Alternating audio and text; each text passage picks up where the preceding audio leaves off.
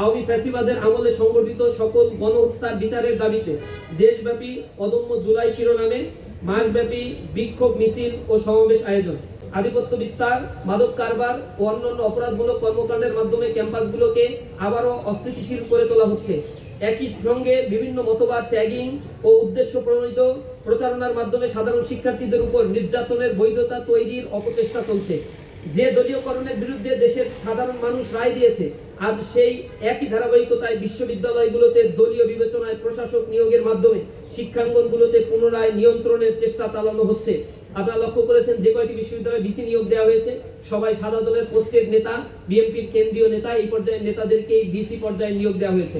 ফলে স্বাধীন, নিরাপদ ও জ্ঞান চর্চার অনুকূল শিক্ষাঙ্গন গড়ে তোলার যে আকাঙ্ক্ষা নিয়ে শিক্ষার্থীরা অভ্যুত্থানে অংশ নিয়েছিল, তা আজ পূরণ হয়নি।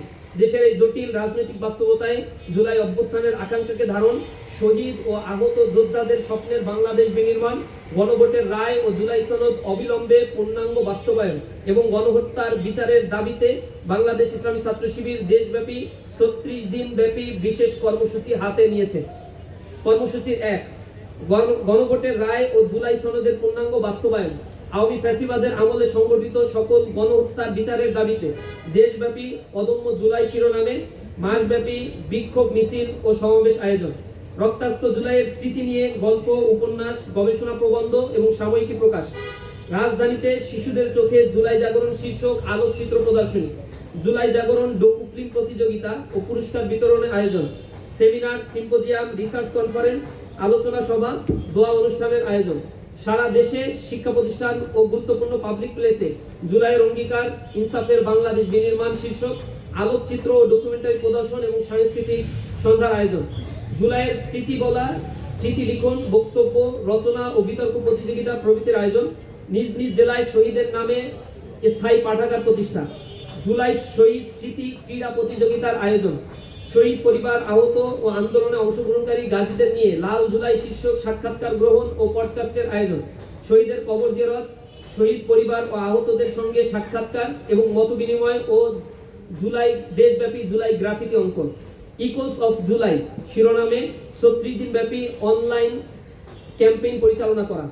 প্রিয় সাংবাদিক বন্ধুগণ, আমরা যখন জুলাইয়ের দিকে তাকাই তখন আমাদের চোখে ভেসে ওঠে আবু সাঈদ, মুগ্ধ, যাদের বুক পেতে দিয়ে তাদের এই বীরত্ব, মুগ্ধর সেই পানি লাগবে পানি বলে ছুটে চলা মানবিক সেই আহ্বান এবং ২৪-এর হাজারো শহীদের আত্মত্যাগ।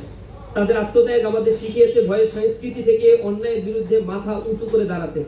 মনে করিয়ে দিয়েছে এই দেশের প্রকৃত মালিক কোনো স্বৈরাচার শাসক নয়, বরং এই দেশের মালিক এ দেশের জনগণ। তাই আসুন, কোনো স্বার্থান্বেষী গোষ্ঠীর ক্ষমতা লিপ্সার কাছে এই অভ্যুত্থানের অর্জনকে ব্যর্থ হতে না দিয়ে সব বিভেদ ভুলে শহীদের স্বপ্নের বৈষম্যহীন ইনসাফ ভিত্তিক বাংলাদেশ গড়ার লক্ষ্যে আমরা পুনরায় ঐক্যবদ্ধ হই।